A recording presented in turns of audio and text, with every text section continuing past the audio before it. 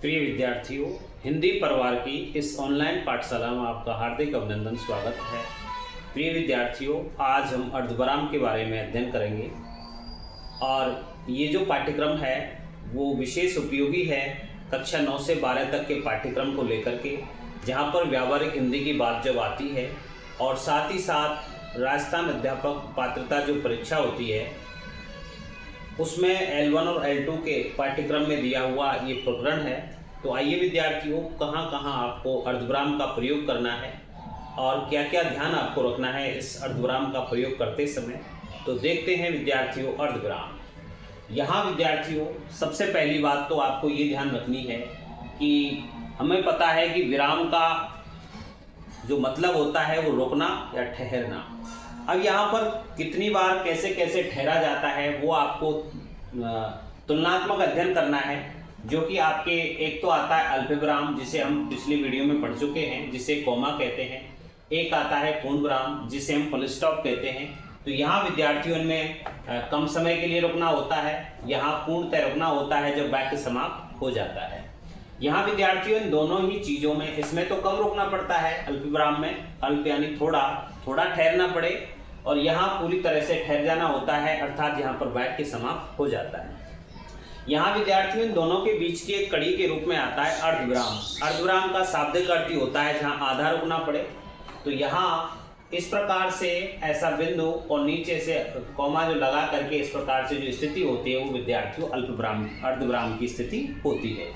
तो कहने के लिए आएगा कि अर्धविराम में पूर्ण विराम की अपेक्षा कम देर तक ठहरना पड़े और अल्पविराम की अपेक्षा देर तक ठहरना पड़े, तो वहाँ हम जिस चिन्ह का प्रयोग करते हैं वहाँ उसे अर्धविराम चिन्ह कहते हैं। विद्यार्थियों, यहाँ पर कुछ नियम हैं जिनके कारण आप देख पाएंगे कि कहाँ कहाँ अर्धविराम का प्रयोग होता है और किस चीज़ में हमें अर्धविराम नहीं लगाने की आवश्यकता होती है। महसूस होता है कि हम अर्धविराम लगाएं, लेकिन कहाँ नहीं लगाएं और कहाँ लगाना चाहिए, ये एक शॉर्ट वीडियो लेकर के हम आपके सामने आए हैं, जो कि एक प्रभावी होगा आपके लिए इन सभी व्यावहारिक व्याकरण के तहत और रीट जो हिंदी के पाठ्यक्रम में दिया है उसके तहत। यहाँ पहला जो इसका नियम होता है विद्यार्थियों, एक सामान्य नियम है, उसको हम देखते हैं। इसमें है कि जब किसी वाक्य को कहते हुए बीच में हल्का सा रुकना पड़ता है, हल्का सा विराम लेना पड़े, लेकिन एक इसकी शर्त भी है कि वाक्य पूरा नहीं हो।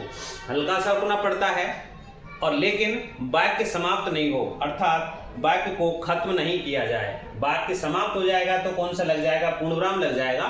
तो वाक्य में मध्य में हमें रुकना पड़े लेकिन वाक्य समाप्त नहीं हो, ऐसी स्थिति अर्धविराम के चिन्ह लगाने की स्थिति होती है। जब मेरे पास रुपए होंगे, देखिए उदाहरण के द्वारा वह हम समझ सकते हैं। जब मेरे पास रुपए होंगे, जब मेरे पास रुपए होंगे तब मैं आपकी सहायता करूंगा, तब मैं आपकी सहायता करूंगा।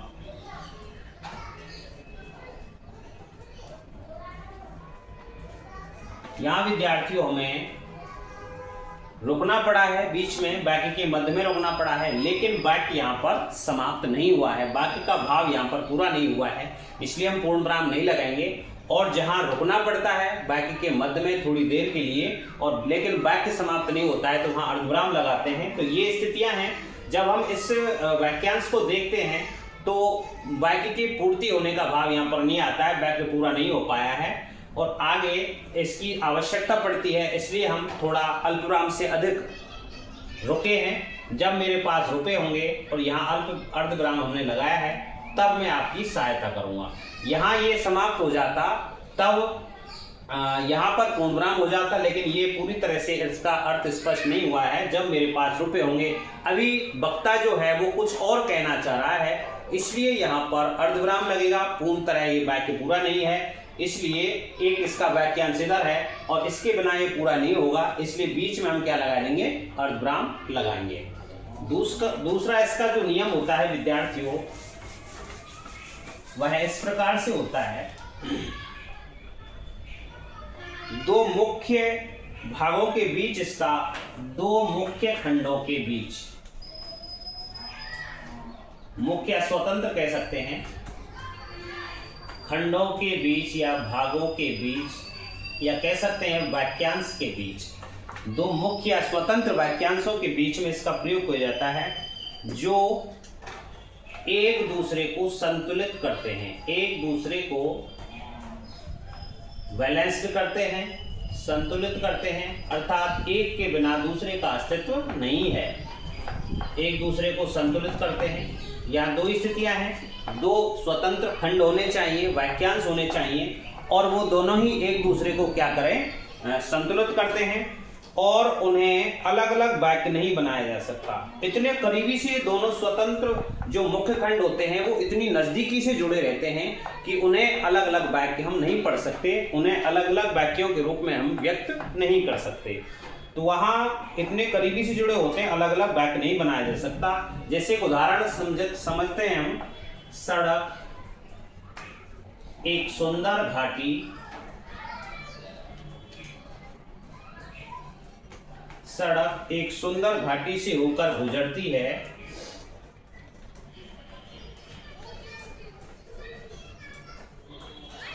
सड़क एक सुंदर घाटी से होकर के गुजरती है। यहाँ एक पहला वाक्यांश है और आगे है इसमें रेलवे लाइन उसके साथ साथ चलती है। अर्धविराम, रेलवे लाइन उसके साथ साथ चलती है।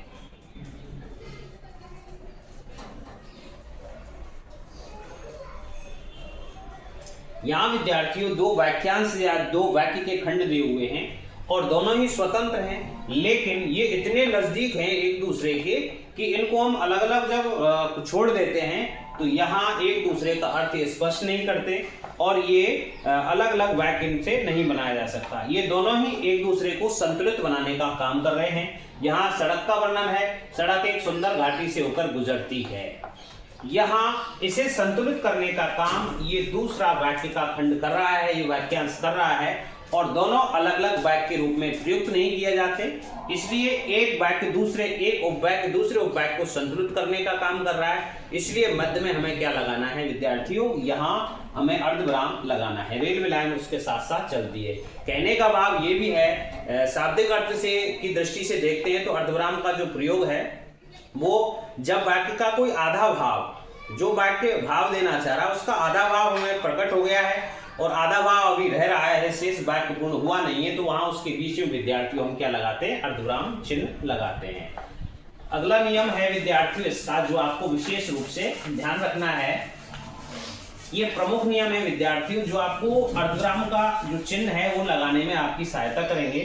एक है विद्यार्थियों, ये कुछ संक्रमण शब्द होते हैं, देखिए इनके बारे में है तथापि, इसलिए, इन शब्दों का ध्यान रखना है। तथापि, इसलिए, भी, वास्तव में, और इसके अलावा या इसके अतिरिक्त कह सकते हैं, इसके अलावा, और है इसमें उदाहरण के लिए, और एक हो सकता है फिर भी।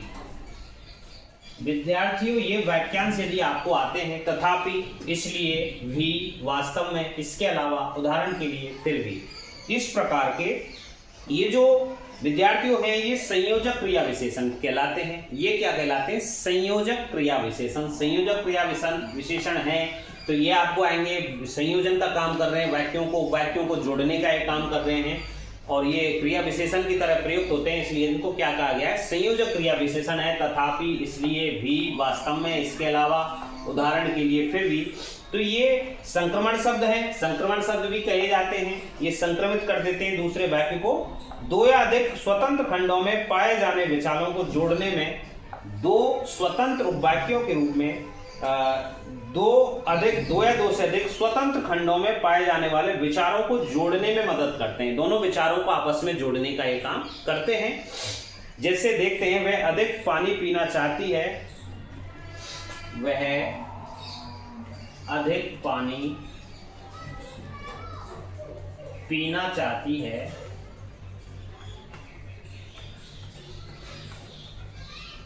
वह अधिक पानी पीना चाहती है। इसके अलावा वह इसके अलावा वह कम चीनी खाना चाहती है।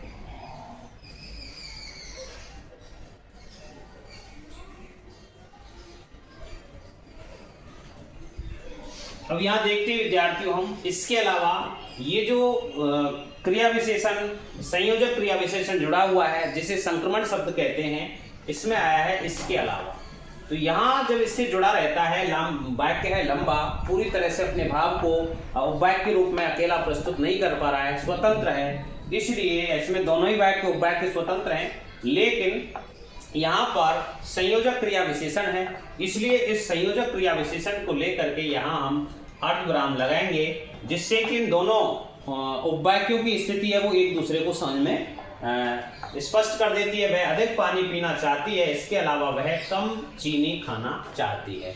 तो विद्यार्थियों, यहाँ क्रिया विशेष संयोजक क्रिया विशेषण है और ये संक्रमण शब्द हैं जो दो या दो से अधिक स्वतंत्र खंडों में पाए जाने विचारों को जोड़ने में ये मदद करते हैं। प्रिय विद्यार्थियों, इसके अलावा जो आपको ऐसा लगता है कि हमें अर्धविराम लगाना है, लेकिन आपको कभी भी अर्धविराम लगाने की वहां पर भूल नहीं करनी है, तो एक नियम ये भी लेकर आए हम कि कहां पर आपको अर्धविराम नहीं लगाना है। देखिए, आपको इसमें कुछ शब्दांश हैं और इसलिए, लेकिन, परंतु भी हो सकता है, किंतु भी हो सकता है, इसी का भावार्थ देता है वो, और इसलिए, लेकिन। ये संयोजक शब्दों से पहले, ये जो संयोजक शब्द होते हैं, योजक जो शब्द होते हैं, इनसे पहले कभी भी आपको अर्धविराम नहीं लगाना है। और इसलिए, लेकिन, किंतु, परंतु ये एक ही भाव देने वाले हैं, और इसलिए, लेकिन, इन से पहले, इन संयोजक शब्दों से पहले अर्धविराम का प्रयोग नहीं करना चाहिए। जैसा कि हम उदाहरण के द्वारा समझ सकते हैं, कल मेरी बड़ी परीक्षा है, कल मेरी बड़ी परीक्षा है,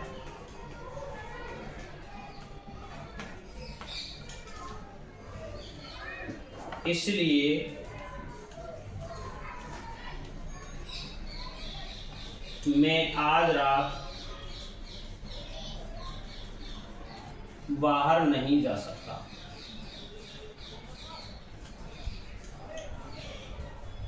अब आपको विद्यार्थियों देखने में ऐसा लग रहा है ऐसे कि यहाँ पर कोई ना कोई विराम चिन्ह का प्रयोग होना चाहिए, लेकिन एक नियम के अनुसार कि यहाँ पर जो संयोजक सूचक जो चिन्ह है, यहाँ पर संयोजक जो वाक्य है, संयोजक जो उपवाक्य है, यहाँ पर शब्द के रूप में आया है, संयोजक शब्द के रूप में, और इसलिए, लेकिन।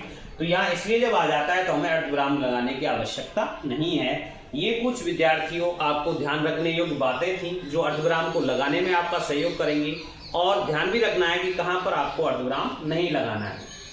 तो प्रिय विद्यार्थियों, आपके लिए प्रतिदिन इसी प्रकार से हिंदी परिवार की ओर से जो कि हमारी एक ऑनलाइन पाठशाला है, उसके माध्यम से आपको हिंदी से संबंधित, चाहे रीड से संबंधित हो, प्री एसटीसी से संबंधित हो, चाहे जो विद्यालय कक्षाओं की 9 से 12 तक की पाठ्यक्रम में जो व्याकरण के अंतर्गत दिए गए टॉपिक्स हैं, उनको हम लेकर के आ रहे हैं। चाहे वीडियो छोटे हों, बड़े हों, आप अच्छी तरह से इनको मनोयोग से सुने, पढ़ें। मेरा विश्वास है आपको काफ़ी इम्प्रूवमेंट आपकी इस हिंदी में होगा।